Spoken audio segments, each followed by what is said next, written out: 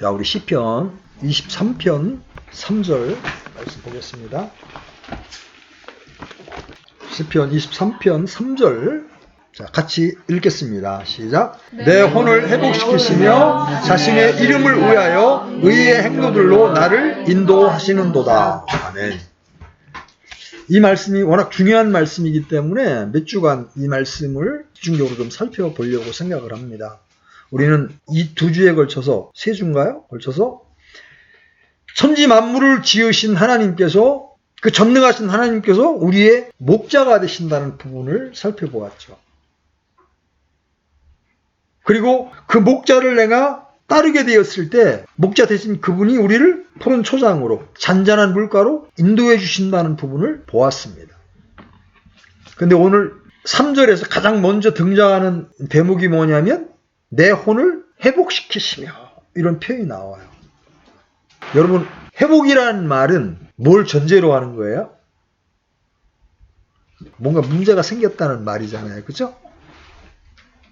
우리가 관계를 회복한다 그러면 관계가 깨졌다는 걸 말하는 거죠. 그걸 전제로 해서 다시 회복되는 걸 말하잖아요.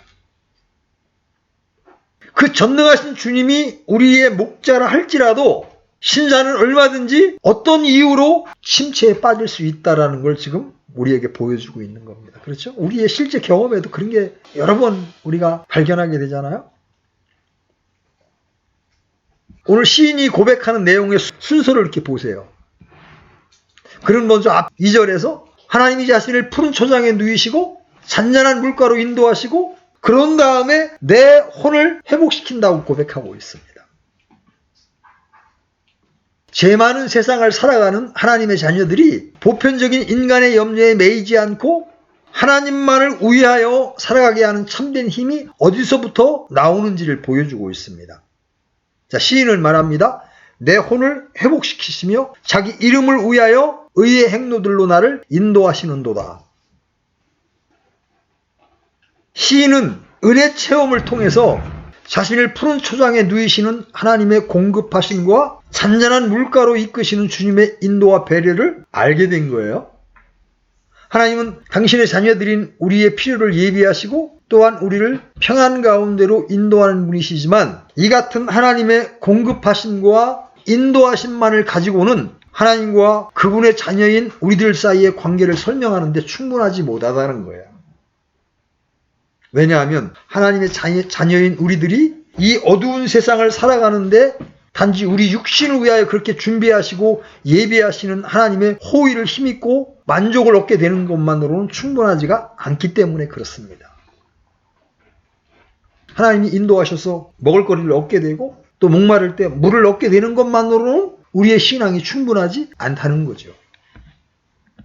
그래서 먼저 이 구절은, 우리가 읽은 본문 3절은 하나님과 시인과의 관계가 단순히 먹을 것을 주고받고 쉴 곳을 제공받는 물질적인 주고받음의 관계가 아님을 보여주고 있는 겁니다. 그렇습니다. 하나님이 우리의 목자가 되신다고 하는 사실은 반드시 그 이상이어야 합니다. 하나님과 그분의 자녀들과의 관계는 그보다 훨씬 더 깊고 넓습니다. 그래서 시인은 말합니다. 내 혼을 회복시키고, 개역성경에는 소생시키고 이렇게 되어 있죠. 하나님의 더 넓고 깊은 인도와 예비하시는 은총은 시인의 영혼 속에서 이루어졌습니다. 다른 사람들의 영혼 속에서는 어떻게 일하시는지 시인은 알 수 없었습니다. 그러나 그는 하나님께서 자기의 혼을 회복시키셨고 지금도 자기의 혼을 회복시키시며 앞으로도 자기의 신앙생활에 새로운 부흥을 주시리라는 사실을 체험을 통해 알게 되었던 거예요. 하나님과 그분의 백성들과의 관계는 단순히 이 세상의 물질적인 것을 주고받는 그런 관계가 아니라는 겁니다. 인간은 언제나 자신의 육신의 필요에는 민감하지만 영혼의 필요에 대해서는 둔감합니다. 그럼에도 불구하고 하나님은 이렇게 둔감한 우리의 영혼의 필요에 대하여 매우 세심한 배려를 하고 계신다. 그리고 우리의 영적인 필요를 채워주고 싶어하는 분이 바로 우리의 목자이신 하나님이시다. 시인은 이러한 개인적이고 영적인 체험이 목자와 양의 관계에서 이루어짐을 지금 보여주고 있는 겁니다. 일용할 모든 것을 하나님께로 받아 누리면서도 그렇게 하나님께서 주시는 것을 받을 때마다 그 공급해 주시는 은혜를 통하여 언제나 하나님과의 관계가 가까워지는 계기가 되는 것은 매우 어렵습니다. 하나님이 이 땅에서의 우리의 삶을 인도하실 뿐만 아니라 이렇게 연약함에 둘러싸여 있고 결핍이 많은 세상에서 하나님을 찬송할 수 있도록 인도하시고 우리의 혼의 회복까지 책임져 주시는 목자라는 거예요. 따라서 우리는 하나님이 목자이시고 우리가 그분의 양떼임을 확증시켜주는 가장 중요한 일이 바로 혼 속에서 이루어진다는 사실을 알게 됩니다. 인간들은 언제나 생각하는 방식이 육신을 중심으로 합니다. 우리가 먹고 입고 마시는 것, 이 모두 하나님의 은혜로 주어진 것이죠. 그러나 하나님은 당신의 자녀들만 먹이시고 입히는 것이 아니라 믿음이 없이 살아가는 이 세상의 모든 사람들도 기르고 먹이십니다. 마치 햇빛과 단비가 악인과 선인에게 골고루 비추고 내리는 것처럼 말이죠. 하나님은 우리의 식탁만을 살피시는 것이 아니라 이 세상의 모든 사람들의 식탁도 살피시고 은혜를 베푸십니다. 이걸 우리는 보편적인 은혜다 이렇게 부릅니다. 그러나 하나님의 자녀들은 이 세상 사람들이 갖고 있지 않은 또 하나의 식탁을 가지고 있습니다. 그것은 바로 영혼의 식탁입니다. 하나님이 그 영혼의 식탁에서 우리와 당신이 가족관계에 있음을 확증해 주십니다. 하나님의 자녀들에게만 베풀어 주시는 특별한 은혜의 식탁으로 그들의 혼을 회복시켜 주시는 거예요. 오늘 본문을 보십시오. 시인은 하나님이 자기의 목자가 되시는 놀라운 증거가 바로 자기의 혼을 소생시키는 데 있음을 말하고 있습니다. 비록 사망의 그를 진 골짜기를 지날지라도 자기의 혼이 하나님으로 말미암아 회복되는 영적인 회복의 체험을 통해서 하나님이 살아계시고 또 낮고 천한 자신의 인생을 목자의 심정으로 돌보고 계시다는 사실을 깨닫고 각성하고 있는 겁니다. 그렇습니다.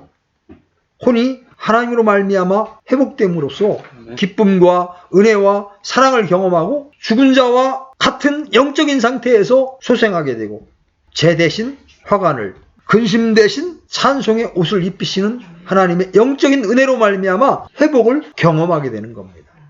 이때 사람들은 하나님만이 우리의 선한 목자라는 사실을 깨닫고 경험하게 됩니다. 성령 충만이 곧 운수대통, 만수무강이라고만 생각하는 사람들의 신앙 구도에서는 하나님의 목자 되심의 이러한 영적인 측면이 설 자리가 없게 되는 거예요. 침체 가운데 있던 영적인 삶이 놀랍게 회복될 때 우리는 하나님의 사랑받는 자녀임을 분명하게 알게 됩니다. 범법과 죄들로 말미암아 지치고 곤고한 심령이 되었을 때 하나님의 은혜로 우리의 혼을 새롭게 회복시키는 그 영적인 회복을 경험하면서 우리는 우리의 불신앙을 능가하는 하나님의 은혜를 발견하게 되는 거죠. 그리고 그 놀라운 은혜가 지금도 여전히 가치 없는 나를 향하여 계속되고 있음을 발견하게 되는 거예요. 하나님의 관심은 단지 우리의 육신적인 필요를 채워주는 것이 아닙니다. 사람들은 그것만을 주목하는 거야. 얼마나 잘 먹고 잘 살까? 하나님의 관심은 너희가 입을 것과 먹을 것이 있으면 족한 줄로 알라. 그러면서 네 혼이 잘됨 같이 그러면서 범사의 잘됨보다 혼이 잘됨을 먼저 제일 앞에 내세우는 겁니다. 우리를 향한 목자이신 하나님의 진정한 관심은 우리의 육신적인 삶 이면에 있는 속사람의 상태인 거예요. 우리의 영혼, 곧 우리의 내면적인 영적 삶입니다. 거기에 하나님은 관심을 두고 계신다는 거죠. 시인은 지나온 자신의 인생을 돌아보며 일찍이 푸른 초장으로 자기를 인도하시고 목이 가랄 때 자신의 약정을 하시며 잔잔한 물가로 이끄시는 하나님의 놀라운 인도와 배려를 체험했습니다. 이제껏 살아온 것도 하나님의 돌보시는 은혜였고 지금도 오직 그 은혜를 인하여 살아갈 수 있다는 사실을 고백하지 않을 수 없었던 겁니다. 앞으로도 그러한 하나님의 돌보심을 힘입고 살아갈 것입니다. 그러나 하나님의 인도는 거기서 그친 것이 아닙니다. 시인은 겉사람이 매일 공급해 주시는 하나님의 은혜가 아니면 살 수 없는 것처럼 자신의 속사람 또한 매일매일 공급하시는 영적인 은혜 없이는 도무지 살아갈 수 없는 인생임을 깊이 깨닫게 되었던 겁니다. 그러면 회복을 필요로 하는 그 혼이 곤고해져 있는 그 사람의 유일한 희망은 무엇입니까? 여러분이 곤고함에 빠졌을 때, 깊은 영적인 침체에 빠졌을 때 여러분의 유일한 소망은 무엇입니까? 그것은 오직 하나님만을 바라보며 하나님 자신이 우리의 영혼을 돌아보시고 은혜 베푸시기를 고대하는 겁니다. 이는 또한 주님을 목자로 모시고 살아가는 하나님의 자녀들의 삶 속에서도 회복이 필요한 영적인 침체 상태를 겪게 될 가능성이 있음을 보여주는 겁니다. 우리 정직해집시다. 하나님의 자녀들이라 할지라도 회복이 필요 없을 정도로 고양된 영적인 삶을 언제나 살아가는 사람은 없다는 겁니다. 어떤 이유에서든지 누구나 침체를 경험하게 되고 곤고한 영적인 상태에서 회복해 하시는 하나님의 회복의 손길을 필요로 합니다. 그러나 하나님이 우리의 영혼을 회복시키기 전에 먼저 우리는 그런 영적 회복의 필요를 절감해야 되는 거예요.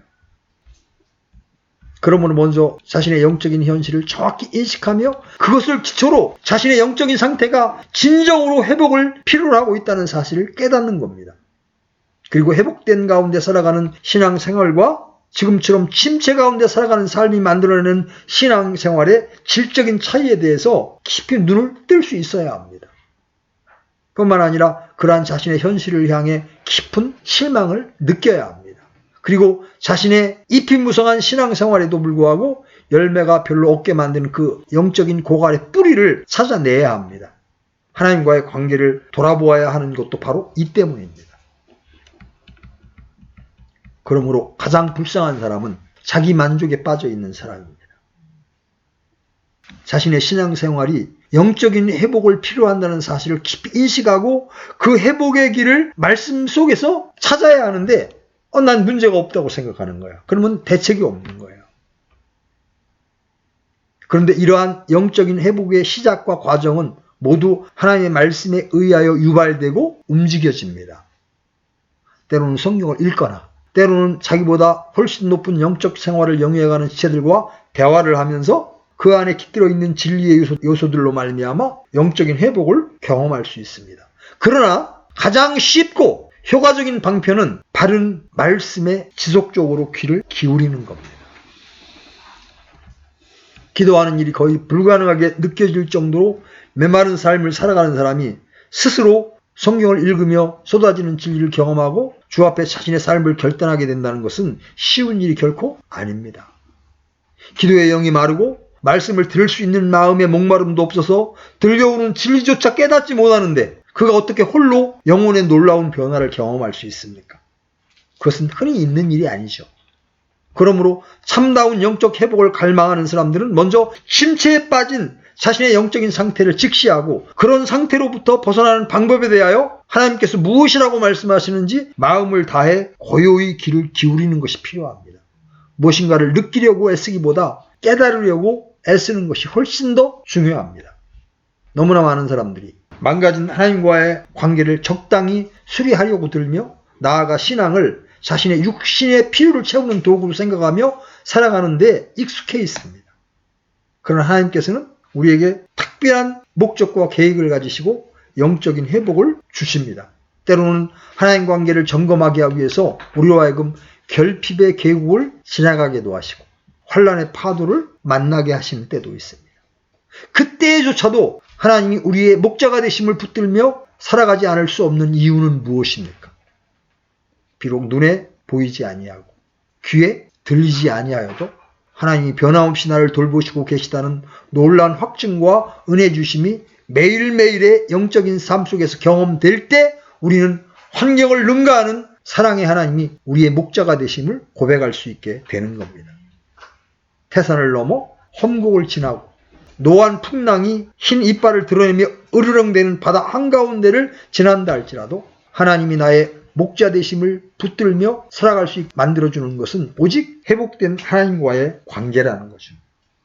하나님과의 관계만 다시 회복되면 그 어떤 것들이 몰려와도 내가 겁낼 게 없게 되는 겁니다. 하나님과 그분의 양된 우리의 관계는 단지 물질만 주고받는 관계로서만 확인되는 것이 아니에요. 하나님과 우리의 관계는 그런 차원의 관계를 뛰어넘습니다. 하나님이 우리의 영혼의 목자시며 영적인 삶의 주관자이심을 온전히 받아들여야 합니다. 그러므로 영적인 문제에 있어서 우리는 더욱더 많이 하나님을 의뢰해야 합니다. 정확히 말해서 하나님만이 우리의 목자시고 침체된 혼을 회복시킬 수 있는 유일한 분이심을 굳게 믿으면서 하나님께 나아가야 한다는 거죠. 그분께서 말씀을 통하여 우리에게 어두운 세상을 불꽃처럼 살 수 있는 거룩한 회복을 주실 때까지 그분 앞에 나아가야 하는 거예요. 우리가 침체에 빠지는 게 말이죠, 어떤 큰 범죄로 인한 것만이 아니에요.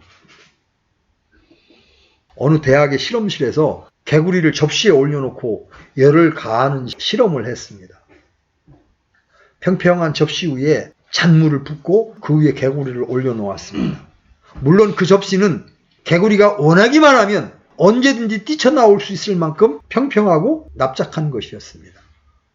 그리고는 그 접시 밑에 알코올 램프를 켰습니다.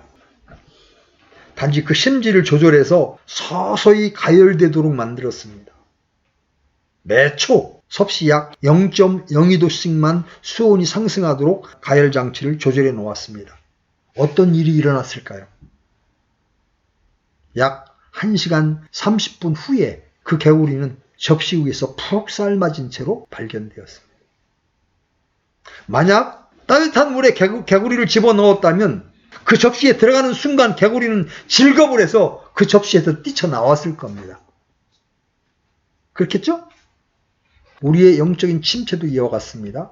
커다란 죄악을 저질러서 신문지상에 오르내리는 범죄자가 됨으로써, 그렇게 됨으로써만 침체에 이르게 되는 것이 아니에요. 오히려 변명할 수 없는 죄를 범함으로써 침체에 빠지는 사람들은 자신이 어느 지점에서 하나님과의 관계에서 무너졌고 어느 시점에서 떨어지게 되었는지를 언제나 생각하기 때문에 자신의 영적 회복의 문제에서 더욱 쉽게 접근할 수 있어요.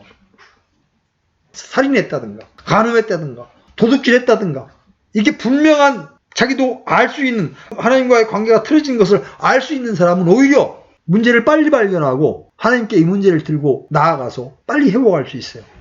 그런데 이 깨구리처럼 매일매일 살아가는 삶 속에서 작은 죄들이 쌓여서 급기야 하나님과의 관계에 심각한 영향을 받게 된 사람들은 침체 속에 있으면서도 자신의 문제가 무엇인지 모르는 어려움에 빠질 수 있는 거예요.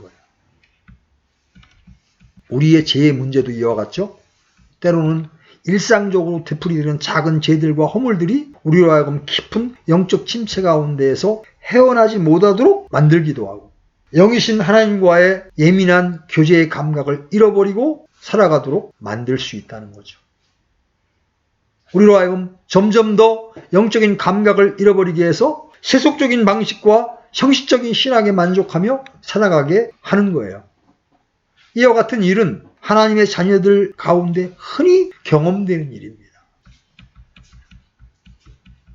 자, 하나님이 우리의 목자이심에도 불구하고 우리가 회복함을 받지 아니하면 안 되는 영적인 침체에 접어들게 되는 이유는 무엇 때문입니까?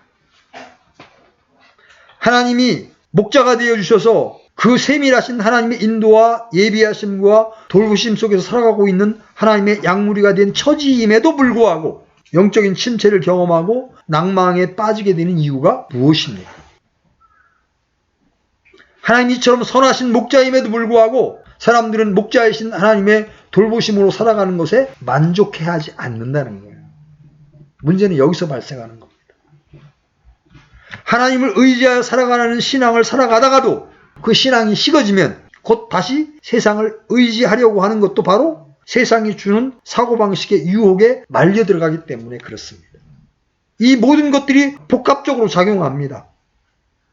그러면서 하나님의 자녀들로 하여금 회복을 필요로 하는 영적인 침체에 들어가게 되는 겁니다. 서서히 침투한 죄의 침체는 우리의 감각을 더욱 무디게 하고 자신의 영적인 침체의 원인이 무엇인지를 찾기 어렵게 만듭니다. 점점 자신의 문제에 대한 정확한 인식이 흐려지고 어떻게 해야 분명한 해결에 도달할지에 대한 점점 확신을 잃어버리게 만들어버립니다. 그때 우리는 그런 침체에서 벗어나기 위한 다양한 시도들을 하게 됩니다. 정상적인 신자는 그런 시도를 하게 되는 거예요. 많은 사람들은 그러한 침체 속에서 고통을 느낍니다. 왜냐하면 하나님의 자녀는 하나님과의 올바른 관계로부터 주어지는 영적인 은혜가 없이는 견고하고 충만한 영적인 삶을 이어갈 수 없고, 또 영적인 삶이 충만하고 견고해지는 일이 없이는 어두운 세상을 승리하는 그리스도의 군사로 살아가는 것이 불가능하기 때문입니다. 신앙에 있어 영적인 기쁨은 언제나 승리하며 살아가는 사람들에게만 주어지는 것이기 때문에 그렇습니다. 따라서 우리는 영적인 침체에 들어가게 될 때마다 그 침체로부터 벗어나기 위하여 애쓰지 않을 수가 없는 거예요. 왜냐하면 우리는 하나님 없이 살 수 없다는 사실을 우리가 알고 하나님도 아십니다. 그렇죠? 그러나 시대에 본 사람들이면 모두 다 고백하지 않을 수 없는 사실이 있어요. 영적으로 회복되기를 사모하지만 그 일을 위하여 무엇을 해야 할지 잘 모르겠다는 겁니다. 다시 말해서 영적인 침체 속에서 또한 지적인 혼돈을 경험하게 되는 거예요. 그러한 상황에서 사람들은 종종 무언가를 느끼려고 애를 씁니다. 그들의 표현대로 하면 은혜를 받으려고 애를 쓴다는 거죠. 그러나 영적인 침체로부터 근원적으로 벗어나기 위하여는 소위 은혜를 받는 것보다 더 중요한 게 있습니다. 그것은 깨닫는 겁니다. 하나님의 말씀을 통하여 자신의 현 상태와 성경이 약속하고 있는 바에 대하여 정확하게 인식하고 그 말씀에 비추어서 자신이 무엇을 잘못하고 어느 위치에 있으며 하나님께서 자신을 향한 어떤 생각을 가지고 계시며 하나님의 그 생각이 자신에게 무엇을 촉구하고 있는지를 분명하게 깨닫는 것이야말로 영적 회복을 위한 지름길이라는 거죠. 영적인 침체에 들어있는 사람들에게 있어서 가장 중요한 목표는 정서적인 회복이나 자기 암시로 말미암는 희망이 아니라 하나님의 관계가 치유를 받는 거예요.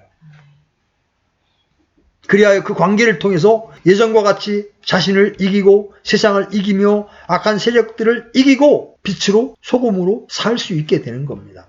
이것이야말로 진정한 영적 회복입니다. 왜냐하면 우리의 영적인 침체는 단지 부분적인 부족의 문제가 아니라 우리의 신앙과 하나님을 아는 지식의 총체적인 문제와 유기적인 관계를 가지고 있기 때문에 그렇습니다.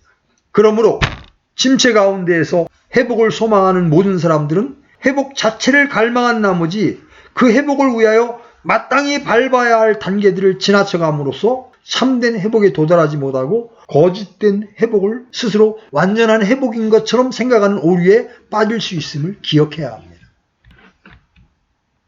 그러면 이러한 상황에서 우리는 어떻게 해야 합니까? 무엇보다 중요하게 기억해야 할 두 가지가 있습니다. 첫째는 자신의 삶에 대한 하나님의 음성을 듣는 겁니다. 내가 지금 어떤 상태지? 그거를 하나님의 말씀에 의하여 진단을 받는 겁니다. 자신의 고통스러운 침체 상태를 하나님께 호소하는 것보다 더 급한 것은 그러한 침체 상태에 있게 된 자신을 향한 하나님의 음성의 귀를 기울이는 겁니다. 자기의 그러한 형편에 대하여 말씀하시는 하나님의 생각을 깨닫도록 귀를 기울이는 거예요. 그리고 그것들을 받아들이는 겁니다. 우리는 기억해야 합니다. 신앙은 단지 우리가 필요에 따라 하나님을 찾고 또다시 우리가 그분을 필요로 할 때까지 하나님을 하늘에서 대기하시도록 만드는 게 아니에요. 신앙의 출발은 하나님께로 스스로 찾아갈 수 없는 죄인들을 하나님 자신이 찾아오시는 거죠. 그리고 당신이 누구시고 우리 존재의 참 모습이 무엇인지를 말씀하시는 거예요. 하나님은 말씀하시고 우리는 그 절대적인 음성을 듣는 겁니다. 거기서 자신을 향한 하나님의 뜻을 깨달으며 하나님과의 관계에서 오는 불만족과 고통의 원인을 인식하는 겁니다. 굉장히 단순해 보이지만 이 원리를 따르지 않고는 영적 회복은 어려운 겁니다. 그러므로 하나님과의 관계에서 가장 중요한 것은 바로 깨닫는 거예요. 나를 향한 하나님의 뜻이 무엇인지를 깨닫는 겁니다. 실로 구원의 은사를 제외하고 이것보다 가치 있는 것은 없습니다. 위대한 영적인 각성이라는 것도 알고 보면 다수의 회중들이 거의 같은 시기에 잊혀졌던 복음의 진리들과 자신들을 향한 하나님의 생각을 깊이 깨닫게 되는 거예요. 그리고 이러한 깨달음은 한결같이 듣는 데서 옵니다. 교회가 하나님의 놀라운 은혜와 영적 부흥을 누리던 시기에는 수많은 회중들이 언제나 하나님의 말씀을 듣는 일에 이토록 열심을 내었습니다. 여러분 오늘날 초대교회 때와 다르게 성경이 우리 손에 들려져 있잖아요. 그리고 설교집들이 얼마든지 많이 있고 유튜브만 틀면 좋은 설교들이 얼마든지 여러분들에게 들려집니다. 그 말씀을 들으면서 나를 향한 하나님의 음성을 깨닫는 겁니다. 아, 내가 이런 문제가 있었던 거구나. 아, 내가 지금 여기서 하나님과의 관계가 어려움을 겪게 되는 거구나. 다음 주에 제가 우리가 영적 침체를 얻게 되는 원인들을 좀 자세히 다룰 겁니다. 그런 것들이 말씀을 통해서 발견되려면 나는 듣는 자리에 늘 있어야 된다는 거예요. 교회에 또는 신자의 진정한 영적 부흥과 회복을 위하여 지금도 이러한 일이 절박하게 필요합니다. 자신의 영적 상태에 대한 고통스러운 느낌을 여러 사람에게 한없이 늘어놓음으로 사람의 동정을 구하려는 것은 자신의 상태의 회복에 별로 도움이 되지 않습니다. 물론 답답한 걸 털어놓는 것으로 어떤 감정의 치유는 받을 수 있지만 그게 본질적인 회복의 길이 될 수가 없어요. 왜냐하면 문제의 해결의 열쇠는 오직 하나님께만 있기 때문에 그렇습니다. 하나님은 이러한 해결의 열쇠를 당신의 말씀 앞으로 나오는 사람들에게 주십니다. 우리가 기억해야 할 것은 이것입니다. 어떠한 영적인 침체와 깊은 어려움 속에 있다 할지라도 이 두 가지 사실만 굳게 붙들면 됩니다. 하나는 하나님이 절대적으로 선하다는 사실과 또 하나는 하나님 말씀을 통하여 우리를 회복시킨다는 사실이에요. 그러므로 진정한 영적 회복을 위한 두 번째 열쇠는 하나님이 우리에게 주시는 말씀에 대하여 정직한 인식과 반응을 보이는 겁니다. 솔직한 반응을 보이는 겁니다. 하나님 앞에 자신의 상태를 감추려고 하고 자신의 범죄와 영혼의 가난함과 심령의 고통스러운 상태를 합리화하려는 모든 시도는 자신의 이러한 영적인 상태를 개선하는데 아무런 도움을 주지 못합니다. 그렇다고 여러분의 상태를 사람 앞에 모두 다 털어놓으라는 얘기가 아니에요. 최소한도 하나님 앞에서는 자신의 상태를 정직하게 인정해야 합니다. 예, 제가 그렇습니다. 그래서 어느 복음적인 모임에 가면요, 목회자를 할지라도 자신의 죄를 다 고백하라는 그런 시간을 갖습니다. 그런 목회자들 가운데 음행한 죄, 돈을 사랑한 죄 다 토설하게 만듭니다. 왜? 하나님 앞에서 자신의 문제를 토설하지 않고는 하나님과의 관계 회복이 안 되기 때문에 그렇습니다. 그런데 이 참된 영적 회복을 소망하는 모든 사람들은 하나님께서 뭐라고 말씀하시는지 귀를 기울일 수 있는 최소한도 가난하고 열린 마음을 가지고 있어야 됩니다. 물론 여러분들이 경험하고 있는 영적인 침체는 커다란 고통을 가져왔을지 모릅니다. 그리고 어떤 때는 그 고통이 여러분의 선택이 아니라 이미 이루어진 범죄나 혹은 상황으로 말미암아 돌이킬 수 없이 강요된 그런 것으로 여러분에게 다가올 수 있습니다. 심지어 여러분 자신이 그 모든 고통의 원인자가 아니라 오히려 피해자인 것처럼 느껴질 때가 있을 수도 있습니다. 그래서 여러분 자신이 스스로에 대하여 한없는 연민과 자기 긍휼에 빠질 수 있습니다. 그러나 여러분 기억하십시오. 중요한 것은 여러분이 여러분을 어떻게 생각하는가가 아니에요. 여러분의 주위 사람들이 여러분의 처지에 대하여 어떻게 생각하는가 하는 것도 아니에요. 중요한 것은 하나님의 생각입니다. 하나님은 여러분들이 가지고 있는 느낌에 의하여 당신의 의지를 강요하시는 분이 아닙니다. 하나님은 여러분에 대하여 하나님 나름의 생각과 판단을 가지고 계십니다. 이와 같은 사실은 필연적으로 우리에게 한 가지 태도를 강력하게 요구합니다. 그것은 하나님의 말씀에 대한 정직입니다. 하나님이 말씀하시는 바에 대하여 정직해지는 겁니다. 내가 나의 어떠함을 정직하게 인정해야 회복의 길이 있는 거예요. 인정 안 하면 그게 뭐 어떤데?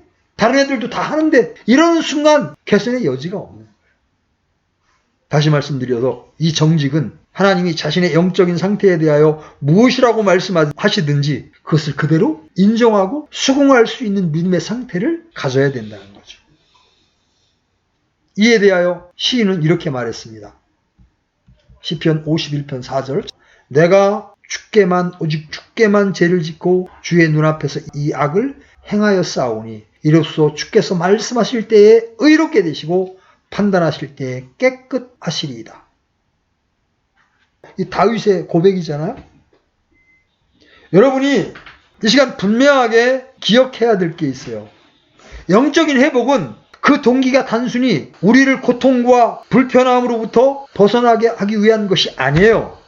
우리는 그게 고통스러우니까. 그죠? 우리가 하나님과의 관계가 얼그러진 것이 불편하니까 거기서만 벗어나려고 애를 씁니다. 이런 고통과 불편을 겪게 될 때 여러분은 외로움을 느끼게 됩니다. 그죠? 영적인 고독감을 느끼게 된다고. 그러니까 빨리 여기서 벗어나고 싶은 거예요. 이 고통과 불편함에서만 빨리 벗어나고 싶은 거예요. 왜냐하면 그 고통을 느껴본 사람들은 그것을 견디고 참는 것이 얼마나 어려운지를 알거든요. 눈 감으면 떠오르고 눈을 뜨면 생각나는 그 영적인 침체의 문제 앞에 이거 해결하지 않고는 살아갈 수 없다고 하는 감당할 수 없는 무거운 그러한 이 짐의 무게를 느끼게 됩니다. 따라서 그 고통스러운 상태를 벗어나기 위해서 회복을 갈망하게 됩니다.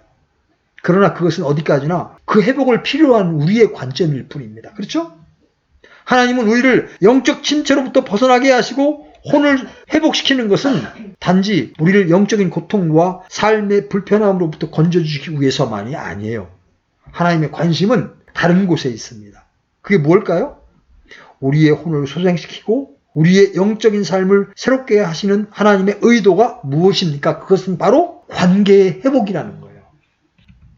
우리는 구약 속에서 이와 같이 하나님께서 이스라엘 백성들을 전체적으로 놀랍게 회복시켰던 언약 갱신의 역사들을 읽을 수 있습니다.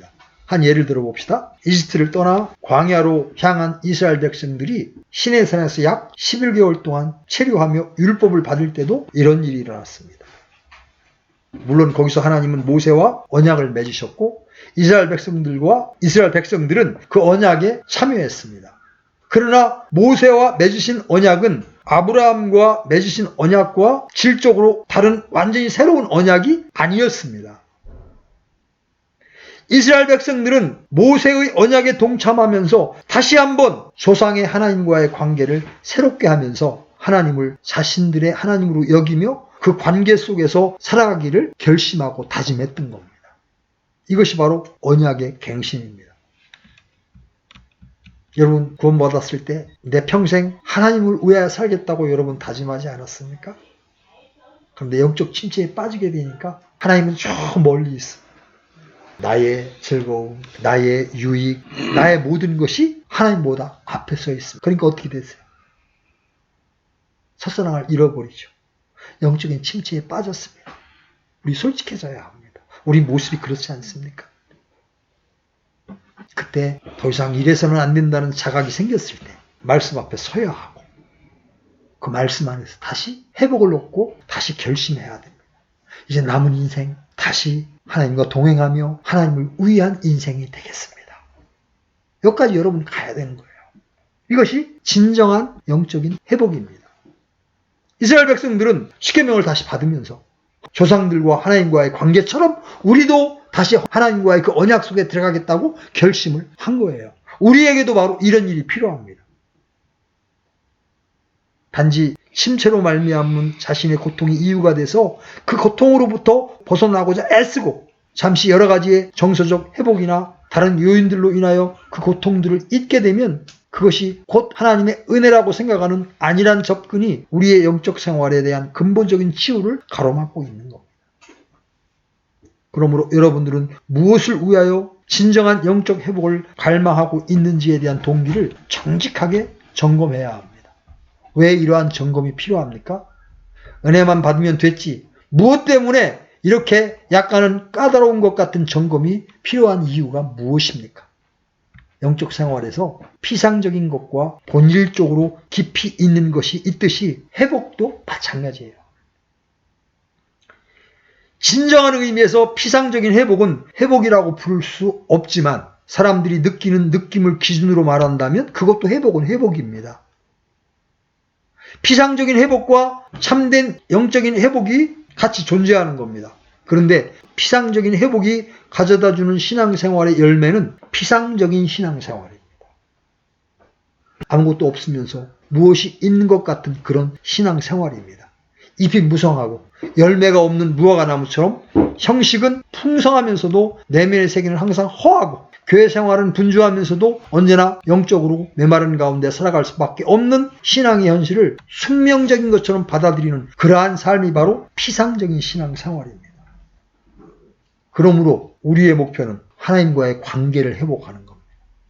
그래서 단지 영적인 침체에서 벗어나는 것뿐만이 아니라 그 관계를 통하여 주어지는 거룩한 은혜와 능력을 체험하고 그리스도의 군사로서 다시 태어나는 거예요.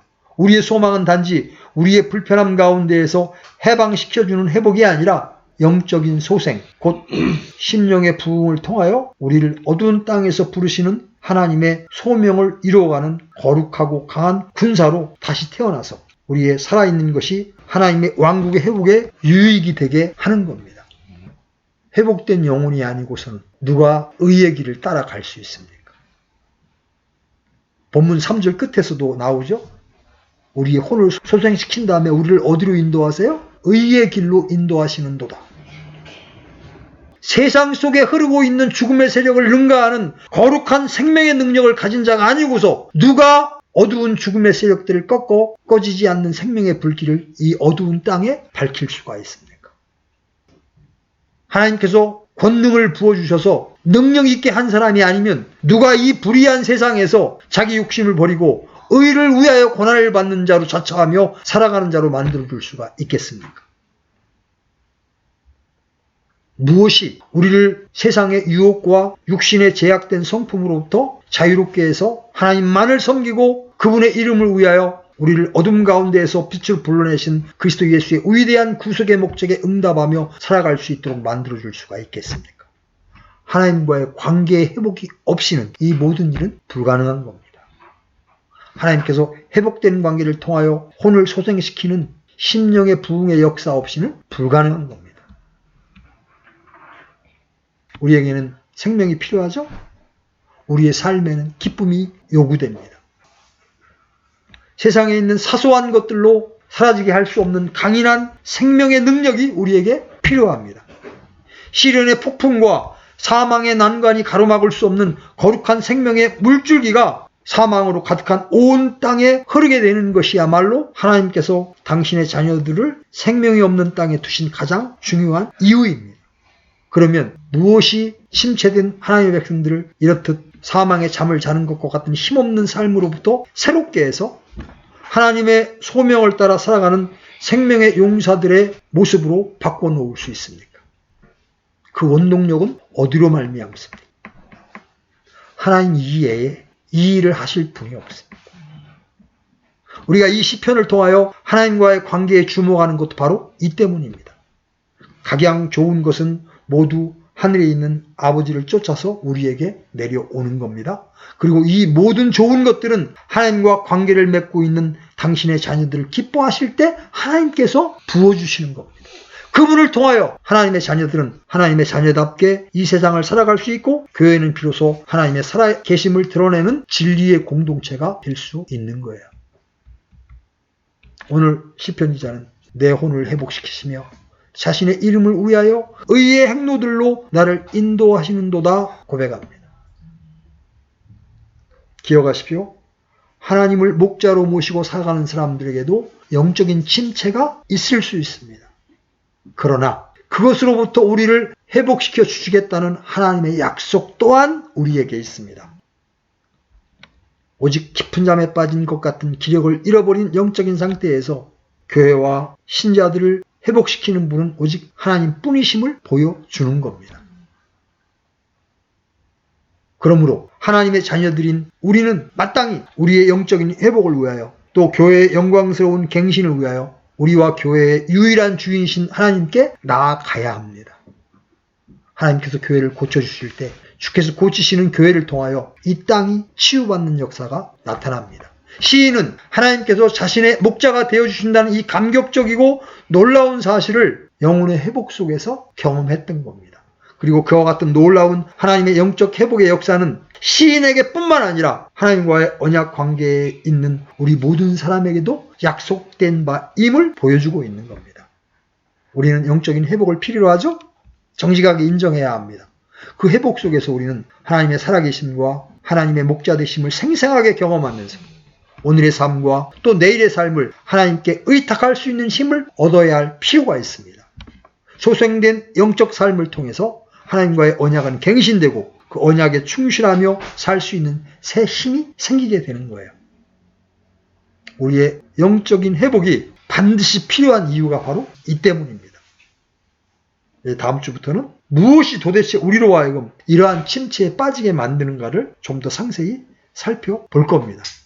우리가 그런 모든 하나님의 진단에 동의하고 전심으로 회복되기를 갈망하는 마음을 갖게 될 때 하나님은 자기의 이름을 위하여 우리를 회복시키고 의의 길로 우리를 인도해 주실 것입니다. 왜냐하면 그분은 신실하신 하나님이시기 때문에 그렇습니다. 아멘.